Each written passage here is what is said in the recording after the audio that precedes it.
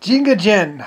Well, it was my city, and it was kind of a European city a little bit, or a little bit of a of an Irish. I mean, not Irish. I mean, German city, basically. The Germans went up there and they built everything and stuff like that. And basically, a bunch of opium people. We had a bunch of opium farms up in there, and they used to put opium with some sugar cubes, and they used to pour it over there, and then they would basically do their little drugs, and they'd get all like, ooh, and they'd go thunk. Anyway, and some people were doing a little too much. Ooh, thunk. And it's like, I love the Japanese. I adore them. I love them very much, but they had dirt in their hair, and they were, they're all matted up. Like, I'm not sure if someone was abusing my people or what, but basically, it turned into a slum, and basically, like, people had lice all over their hair, and they had like gross and all kinds of stuff, and there was like this disgusting rat hole of disease that because of all the opium, and plus people were using dirty needles up in there. They wouldn't hot steam the needles, and so there's a lot of infections, and even some people lost their arms. There's a gangrene problem up in Jinga, and basically it's just a bunch of opium people, and they're like, ooh, thunk. And they love their opium. They love their opium. They love their drugs.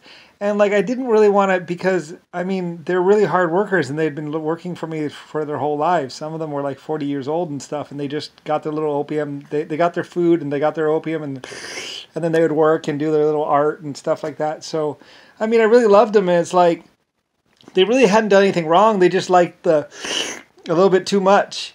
And so I sent some Germans up in there. I was like, just clean them up, and let's start dealing with the problems. We sent up a pressure steamer for the needles. So because the first thing they all had these great big growths. Like, there were some growths that were like, huge and stuff, and they're all full of pus and stuff like that. And these people were really sick, and they were dying and stuff like that. And it's from the opium addiction. And so the Germans and the Britons went up in there, and we started cleaning them up. So we shaved all their heads, and we washed them really good, and I ordered them. I was like, all right, shave all their heads, because the lice were everywhere, and the lice were in the houses, the lice were on the ground. There's fleas everywhere. There was disease everywhere. We took a review of it. It's like, it's almost, it was like total complete collapse, and so I was like, all right, shave all their heads. Let's build a shower. We'll start washing them all in a line, and just start washing them and decontaminating them. And so we sent up a steam from Britain or whatever, or Germany. We sent up a steam oven for the, and plus their clothes were so disgusting and so full of lice and fleas and just dirt and everything. Like, they're like, I don't know if we can clean the clothes. They're falling apart, and they're just, so the people were in tatters and torn. And I was like, all right, well, let's start.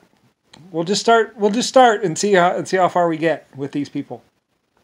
Because, I mean, they were one of my old cities, and I loved them very much. And it's like, well, you have a problem, and this problem is opium or something. So I sent up a whole team up in there, and they sent up a steam oven for the stuff. And so they would put the clothes in there, and they would boil the water really good. They'd get the water all nice and boiling, and then they would dump it out into this thing, and then and my people would say, I think you could actually hear the lice dying, from all the hot steam water, and plus the needles. If there's a needle exchange or whatever, a needle place where you could take your used needles when you're done with them, or when you use them, so we'll cut down on the infections. And so they send up a steam machine for them to use, and so we start cleaning them up, and we start using bleach and also burning some houses. It's like, we're just gonna burn the house. It's too far gone. It's all rotted anyway. Yeah, the Irish up there too. I mean, I had some Irish up there, and it's like, the buildings are too far gone. We're just gonna have to destroy them. Burn them down. I mean, there's lice everywhere, and there's fleas everywhere. I mean, you walk in there, the floors are black, and so, I mean, like I said, the floors move from cockroaches and the fleas. And there's rats everywhere too. I mean, they took an accounting of Jinga, and they're like, it's basically been taken over by nature or something, because there are rats everywhere, there was lice everywhere, there was fleas everywhere, and they're like, you can't move. Like my people were taping their clothes tight from all the fleas and all the lice and stuff, and they said, these people, they're infested. we're gonna have to do something about it, you know. But I mean, it was a British person. It's like, these people are infested, you know, and all that, you know. And so we lined them all up. We took the whole town, and I ordered the whole town lined up, and I was like, just shave all the hair off, just shave it all off, and then we'll scrub them up, and then we'll first build a house. We built this building. First we built this building, and then we lined them all up, and then we shaved all their heads, washed them all really good with soap and water and they're like, throw some bleach on that too.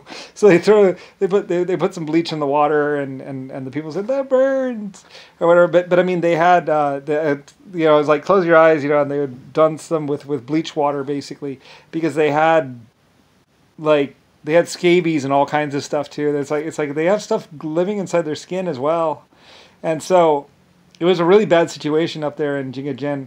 So because they had scabies everywhere and they crawl inside the skin, and there was something, they had something living inside their skin. So it's like, all right.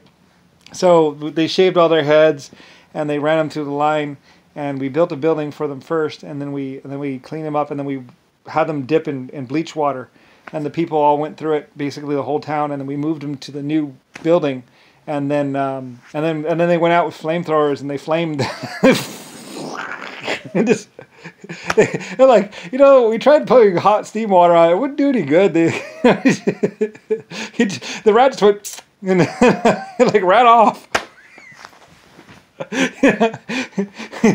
There's no fixing those buildings. So basically they used the flamethrowers and flamed all the buildings, and then they bulldozed them, you know, to try and cut down on the fleas. They said the floors move. They're black with fleas and cockroaches.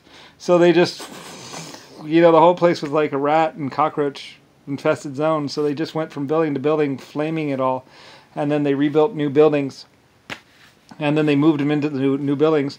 And then we kept, because the fleas would crawl and the lice were everywhere, you know, they'd go into these other places and they would get lice, you know, the lice, they said the lice will drop from the ceiling onto their head. And then they'll have, and then they get lice, and then it spreads to the rest of them in the dorm. So, you know, and then we go through and we wash it and clean it again. So, you know, it was a serious situation, Jinga.